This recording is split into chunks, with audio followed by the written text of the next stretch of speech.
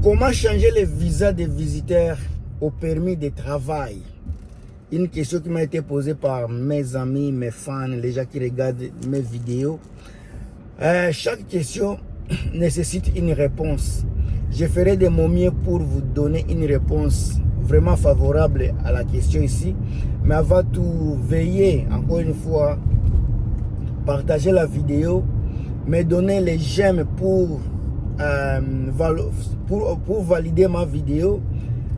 Et si vous n'êtes pas encore abonné, le Facebook me dit il y a 65% des gens qui visionnent mes vidéos ne sont pas encore abonnés à la chaîne ici. Alors quand je vous donne les contenus pareils, s'il vous plaît, donnez-moi un coup de force en me donnant les j'aime et abonnez-vous si vous voulez vraiment qu'on puisse continuer ensemble. C'est gratuit. Alors, je sais que à chaque fois que les gens voyagent, chaque personne a des ambitions différentes d'une autre personne.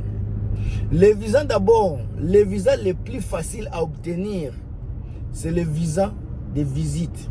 Les visas de visiteurs, c'est les visas les plus faciles d'obtenir pour venir ici au Canada. Ça, c'est selon moi. Je ne suis pas officier de l'immigration, mais selon mes expériences, mes pensées, mes recherches, ça me montre que vraiment les visas de visite, c'est les visas les plus faciles à obtenir. Alors, comment obtenir les visas de visite? Je sais que celui qui veut venir ici au Canada, il doit appliquer pour obtenir les visas là. Il y a deux sortes de visas. Il y a les visas permanents et les visas temporaires. Les visas temporaires, c'est parmi les visas de visite et parmi les visas temporaires. Alors moi, je vais aller tout droit au but pour vous donner les raisons et la façon dont on peut changer les visas de visiteurs au visa, au permis de travail. L'ikambumoko facile, je vais vous donner ça ici, monsieur Gope. Alors, on continue. Les visas de visite. Vous savez, quand vous demandez les visas, si on veut être vrai, chacun a des ambitions différentes. Il y a les raisons que vous donnez à l'officier de l'immigration, les raisons pour que vous puissiez avoir les visas, et aussi des raisons que vous ne dites pas, les raisons cachées. Disons-nous la vérité, soyons sincères entre nous, nous avons les raisons. Il y a certaines personnes qui ont des raisons vraiment, seulement des visites pour 2 semaines, 1 mois, 4 mois, de telles choses. Il y a d'autres aussi qui demandent les visas de visite avec objectif de venir travailler ici. Alors, quand vous avez les visas de visite, il y a des choses. Vous dites à monsieur, il y a d'abord les visas que vous donne pendant les visas de visiteurs. Ça peut être un visa de 6 mois, ça peut être un visa de 1 an, ça dépend de ce que vous voulez. Il y a ceux qui viennent ici vraiment pour visiter. Il y a aussi des gens qui peuvent venir ici pendant 6 mois, visiter la famille, visiter juste les pays pendant 4 mois. Mais les visas là, même si on te donne 1 an, même si on te donne 6 ans, 6 ans, vous allez rester dans les pays ici pendant 6 mois. Après 6 mois, vous êtes obligé de sortir et retourner. Sortir ne veut pas dire que vous allez retourner dans votre pays d'origine. Sortir, ça veut dire que vous pouvez aller, vous pouvez sortir seulement ici aux États-Unis, vous allez le matin et vous retournez dans l'après-midi. C'est déjà sortir. Seulement vous sortez et rentrez, c'est ça, sortir dans le pays. Alors, comment les choses se font? Dès que vous avez votre visa de visite, la première chose que je vais vous dire, le Canada a besoin de 3 catégories de personnes.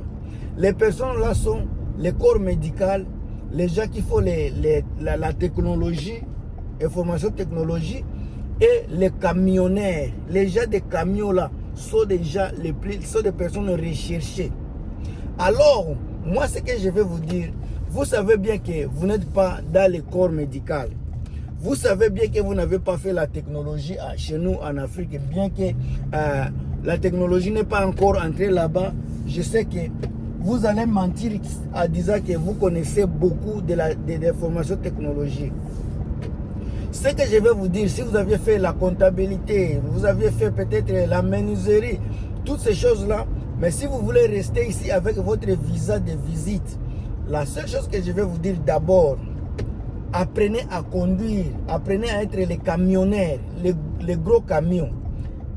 Entre parenthèses, le Canada, c'est le deuxième plus grand pays du monde, n'est-ce pas? Quand on dit deuxième plus grand pays du monde, cela veut dire que les marchandises qui seront transportées de l'Est à l'Ouest, du Nord au Sud, ils ont besoin des gens qui vont conduire ces voitures-là, ces marchandises-là. Et puis, le Canada a besoin de 30 000 conducteurs qui sont en manque dans le Canada ici. Le Canada a besoin de 30 000 conducteurs. Maintenant, au moment où je fais la vidéo ici, il n'y en a pas. Ils ont besoin de 30 000. À plus forte raison, si vous avez 30 000, si vous avez vraiment le permis de conduire des camions,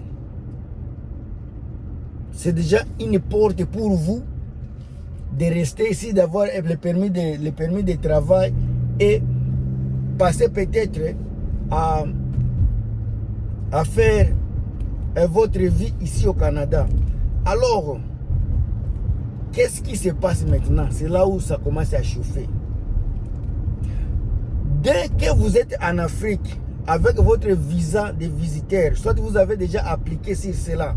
Si vous n'êtes pas un homme de corps médical, soit de la technologie, apprenez à conduire des camions, prenez des cours, faites des pratiques, puisque le permis là va vous aider vraiment dans votre vie ici au Canada.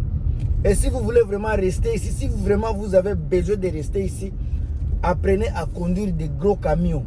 Être un camionneur ici, ça va vous sauver la vie. Vous allez trouver le permis de travail facilement. Alors, quand vous arrivez ici avec votre permis, votre visa de visite, dès que vous arrivez ici, vous n'avez que 6 mois et puis sortir et puis revenir encore. Dans les 6 mois là, qu'est-ce que vous allez faire? C'est là où les choses deviennent compliquées. Et puis c'est facile pour les gens qui comprennent, qui ont déjà des visions. Faites des recherches d'abord sur le travail. Les compagnies qui recrutent les gens ici dans les camionneurs. Faites des recherches. Ça va vous allergir la tâche. Dès que vous arrivez ici au Canada, dès que vous mettez vos pieds ici, commencez à appliquer directement. Appliquer, chercher du travail, appliquer, amener les résumés. Je peux vous donner, ça c'est d'abord la première chose, appliquer. La deuxième chose, si vous n'êtes pas, si vous n'avez pas encore vous n'avez pas le travail, allez, il y a les écoles d'apprentissage ici. École d'apprentissage de camions. Il y a ce qu'il faut faire 1 mois, 1 an, 2 mois, 1 mois, 2 mois comme ça. Dès que vous avez le permis là, vous avez le permis, appliquez directement à des compagnies. Quand vous appliquez à des compagnies, on vous donne du travail. Le permis là maintenant, vous allez l'amener à l'immigration. En anglais, on l'appelle MLA, quelque chose comme ça. Vous allez maintenant à l'immigration. Ce n'est pas ici à la sortie. Ici en immigration, vous allez là-bas, vous dites que vous avez besoin de permis de travail. On va vous dire, est-ce que vous avez le travail? Et puis vous allez montrer, oui, j'ai le travail ici. Et les voici. Dès que vous les montrez, vous n'avez même pas à discuter, vous avez déjà le travail. Ça vous donne directement ouverture au permis de travail. Quand vous avez le permis de travail, ça va vous amener à quoi? À la résidence. Dès que vous avez la résidence, qu'est-ce que vous aurez? La citoyenneté. C'est simple et vraiment simple. Ce que j'ai toujours dit aux gens, à mes frères qui sont en Afrique, qui sont encore en Afrique, à des frères et tous ces gens-là, je vous prie à chaque fois de faire des recherches, les recherches qui sont vraiment fiables. Ne vous méfiez-vous des personnes qui vous parlent de n'importe quoi. Méfiez-vous des émissions qui n'ont pas de tête et de cœur. Écoutez le cœur des gens comme nous qui vous parlent. Je sais qu'il y a d'autres qui doutent, mais je ne vous parle que de la vérité. Vous n'allez pas, si vous êtes par exemple une personne qui a besoin, qui veut vraiment rester ici, le travail là, c'est, je vous dis, au moment où vous allez à l'école, quand je vous ai parlé du deuxième travail là, deuxième point, vous allez à l'école là, même quand vous êtes à l'école, on recrute déjà, vous allez trouver le travail avant que vous puissiez, avant de finir l'école, on va déjà vous recruter dans des compagnies de camionneurs. Parce que c'est un travail qui est vraiment, qui cherche beaucoup de gens. Mais il n'y a pas la main d'œuvre, il n'y a personne qui veut aller travailler. Alors quand je vous dis de telles choses, je ne les fais pas juste pas pour m'amuser. Je ne les fais pas pour vous distraire. Mais je les fais parce que je veux que vous qui me voyez, vous qui me regardez à cette heure-ci, vous puissiez avoir de l'idée si le visa visiteur et comment rester ici en tant que travailler à temps plein. Puisque le travail de camion là, ce n'est pas facile, ce n'est pas un travail de temps partiel. C'est un travail vraiment... oh non, l'image n'est pas bonne. Anyway, mais je pense que vous me comprenez quand même. Le travail ici comment on dit, des camionneurs, à l'école même, quand tu commences à travailler, quand tu finis même l'école, la façon dont le travail sera là pour toi, tu n'as aucune idée. Et puis ce n'est pas un travail qui paye, qui a un salaire minimal. C'est un travail qui paye mieux. Tu peux venir ici et commencer à faire de grandes sommes d'argent que même les gens qui vivent ici pendant longtemps n'ont pas. C'est un travail, si tu arrives ici par exemple seul, c'est un travail tu peux voyager partout où tu veux. Tu vas de l'Est à l'Ouest. Tu vas du Nord au Sud. Ça va te permettre même à connaître le pays plus que même les gens qui sont ici. Ça dépend de ta force. Il y a les gens qui travaillent plus de 50, 60 heures par semaine. Puisqu'il y a des compagnies qui payent par kilométrage. Chaque kilomètre, on te paye. Maintenant, imagine-toi, tu quittes l'Est du Canada jusqu'à l'Ouest. Tu quittes de l'Ouest du Canada jusqu'à l'Est. Plus de 2000 km. Ce qu'on paye par kilomètre. Ça, c'est combien d'argent? Et puis, de l'Est à l'Ouest, ça peut être, disons une semaine, tu es déjà arrivé. Dans une semaine, on te paye, par kilomètre, si on te paye 50 sous même $1 par kilomètre. C'est déjà $2000 seulement une semaine, comme ça là. Et ça, je dis seulement par dire, ça paye plus que ça. Imagine-toi, tu as déjà à peu près $2000 par semaine. Et puis, tu es encore nouveau. Mais tu trouves plus de $2000 par semaine. Un nouveau, tu es débutant. Maintenant qu'on compte l'ancienneté.